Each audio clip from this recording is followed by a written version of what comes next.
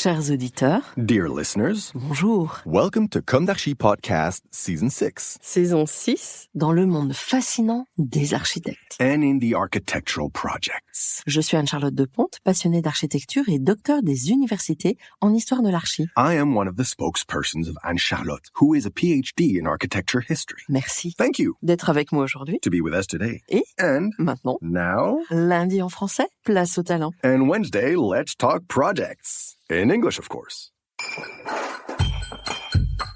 Bienvenue dans Comme d'Archi. Dear listeners, welcome to the new Summer 2025 issue of Comme d'Archi, on the theme of small chronicles and beautiful castles. Today's topic is the language of stones for the soul of kings, the Château de Saint-Germain-en-Laye, west of Paris, on the edge of a lush forest. A château stands watch over the Seine, solid, majestic, and full of memories. The Château de Saint-Germain-en-Laye is more than a monument. It is a living memory. It embodies 1,000 years of history, architecture, and royal life. It was the scene of many significant events in France's history, and today's remains an important part of the country's heritage, as its contemporary use is devoted to national archaeology, for which it houses the museum. Part 1, A Royal Birth. After the foundation of a monastery dedicated to Saint-Germain by Robert the Pious in the 10th century.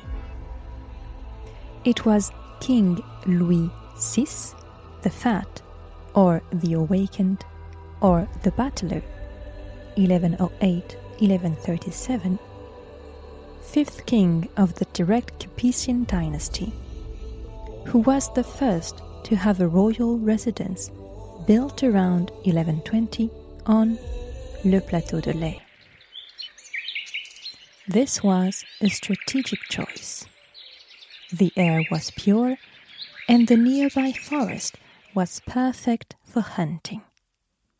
Two royal virtues, health and power. Part 2, the illustrious kings of a time. The site quickly evolved, and over the generations, one king after another left his mark. At the turn of the 13th century, Philippe Auguste, 1165-1223, had a massive keep built in the northwest corner, a large square tower for command and defense, the embodiment of feudal power. Later, Charles V, in the 14th century, built one of his famous libraries here, War and Knowledge, in the same tower, the ambivalence of the medieval era. But let's take another look. Under Louis IX, born in 1214 and reigned from 1226 to his death in 1270, better known as Saint Louis, rises a jewel, the Rayonnant Gothic chapel, built between 1230 and 1238. Isolated from the dwelling, it is a work of light, verticality, and fervor. Here, architecture is no longer merely functional, but becomes a spiritual expression. It is one of the oldest preserved structures on the site. It was miraculously spared when the troops of the Black Prince, son of the King of England, set fire to the village and castle in 1346, sparing the chapel. Out of superstition? Yes, the 100 Years' War between the French and English left its mark on the castle's history. Repairs were begun in 1348 by Philippe VI de Valois, king from 1328 to 1350. But it was mainly under Charles V, reign 1364-1380, that the chateau took on the appearance of a royal citadel. Ditches were dug. Ramparts were built with turrets, sentry boxes, and machicolations. Architecture became militarized. Power must resist. Castles became fortresses. But everything changed with François I, who reigned from 1515 to 1547. The great Renaissance monarch who married Claude de France in the chateau's palatial chapel, demolished the old medieval dwelling in 1539, while preserving the ramparts built by Charles V. He leaned the new buildings against the old ones. The new Renaissance chateau's main buildings were built against it. While he retained the keep, he also designed a new, elegant, Renaissance-style palace of stone and brick around a vast courtyard. The Gothic chapel was integrated into the new plan. The chateau thus became a coherent architectural whole, woven together over several centuries. Gothic architecture soon interacted with an incipient classicism. Henri II, reigned 1547-1559, continued his father's work. He entrusted Philibert Delorme with the renovation of the royal apartments. The apartments were built, decorated, and made more luminous, with nearly 80 living quarters, a ballroom, a jeu de paume in the moat, and a menagerie nearby. It was a microcosm of the kingdom. A second chateau soon emerged, Châteauneuf, perched on the terrace overlooking the Seine. Henri IV, reign 1589-1610, transformed it into a pleasure residence. He added terraced gardens, artificial grottos, water features, and automata. A showcase of power in the spirit of Italian villas. It was here that Louis XIV was born.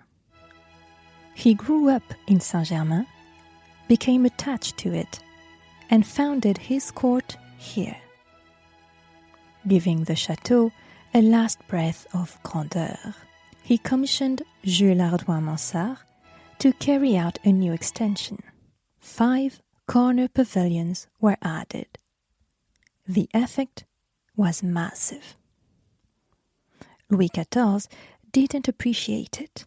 The style was monumental, but weighted down the fluid silhouette of the Renaissance. To balance things out, the king commissioned André Le Nôtre to create a majestic garden. The 2.4-kilometer-long Grande Terrasse became the chateau's visual showcase. But in 1682, Versailles supplanted Saint-Germain. The chateau became secondary. It would later house the exiled court of King James II Stuart. Centuries of neglect followed. Under the French Revolution, the chateau was stripped of all its splendor. It became a prison, a military school, barracks, then a penitentiary under Louis-Philippe. The royal decorations disappeared. The architecture fell into disrepair. It is no longer a palace. It is an empty shell. Part 3. The redefinition of use. It wasn't until Napoleon III that the chateau was reborn. In 1862, by decree, he created the Gallo-Roman Museum on this site, steeped in history. To this end, he chose a renowned architect, Eugène Millet, a disciple of Viollet-le-Duc. Millet restored the château to its Renaissance appearance, while creating an innovative museography. The project was a colossal undertaking, lasting almost 50 years until 1910, under the direction of architect Honoré Daumet. Part 4, Flashback. Focus on the chapel. We are between 1235 and 1239. Louis IX, the future Saint Louis, had a chapel built at Saint-Germain-en-Laye, an exceptional building, the first of its kind. It became a model. It was he who inspired all the holy chapels, including the one in Paris. These royal chapels, known as Saintes, housed the relics of the Passion, fragments of the True Cross, crown of thorns.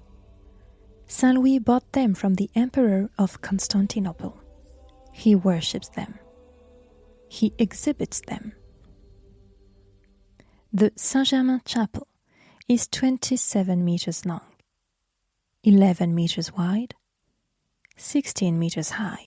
The large rose, once lined with painted glass, measures 10 meters in diameter, a circle of light suspended in stone.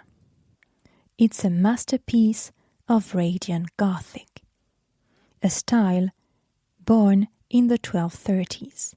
Rising walls, open-work facades. Light enters. It symbolizes God. This style is based on a feat of engineering, reinforced stone. Iron rods are inserted into the masonry. The result is fine, vertical, almost aerial architecture. In the past, the chapel opened directly onto the outside. Today, it seems to be enclosed in the château's courtyard. Look at the vaults, at the intersection of the rib crossings, faces. 7 sculpted heads. No doubt members of the royal family. Saint Louis, Margaret de Provence, Blanche de Castille. A dynastic gallery carved in stone. Saint Louis, Margaret of Provence, Blanche of Castille. A dynastic gallery carved in stone. But history has not spared the chapel. In 1539, François Ier built his Renaissance château. He kept the chapel, but blocked up the rows. Henri II raised the floor. The proportions are broken. Louis XIII decorates. Poussin, Vouet, painting and woodwork. Then came Louis XIV. Mansart builds his pavilions. The chapel disappears behind the facades. The roof is hidden. The building forgotten. The 19th century saw a change of direction. Napoleon III created the Musée des Antiquités Nationales mainly with his own money. It had to be restored, brought back to life. Eugène Millet presented his project, including the removal of Jules Ardois-Mansart's pavilions, in favor of François Ier polychrome section. A student of Viollet-le-Duc, he was passionate about the project, so he knocked down the added pavilions and restored the chapel to its 13th century appearance, soberly. Today, the chapel is open to the public. It opens onto the courtyard, discreet but majestic. It's there. It's alive. It tells the story of a king, a faith, an aesthetic, a moment of pure architecture. Part 5, today. Behind its brick and stone facades, in its galleries encircling the great courtyard, the château houses the Musée d'Archéologie Nationale. It houses relics much older than itself. Flints, Gallic statues, Merovingian treasures. Where kings once lodged, the memory of unwritten peoples is now on display. The Château de Saint-Germain-en-Laye is not set in stone. Today, of course, the exterior appearance has been altered, as restoration and adaptation to the museum program have led to many intrusions into the historical strata. The inner courtyard probably provides a fairly reliable image of the Renaissance chateau. And what remains of the chateau, in addition to the chapel, are the few decorations created under Louis XIII for the chapel. Vestiges which adorn the chateau's historical library. It is a living architectural organism, shaped by ambitions, fears, tastes, and regimes. It has lived through the centuries, changing function, but never denying its role. To embody, through stone, the continuity of a power, royal, imperial, patrimonial, and, I dare say, in the present, memorial, against the destructive flux of the artificial. Its stones, they mainly come from limestone quarries in the Paris basins, primarily quarries located in Marly-le-Roi, Saint-Leu-la-Forêt, and the Vexin region. When you emerge from the all too frequently gloomy RER tube, right at its feet, at the foot of the chateau that is now part of the city, it's always surprising by contrast, magnificent. I pray, in the symbolic sense, that this feeling of eternity, embodied in materiality, this great feeling, in the literal sense, remains. Yet everything is so fragile when memory wavers. Go ahead, let's go. Dear listeners, see you next week for a new issue, and until then, take care. Goodbye.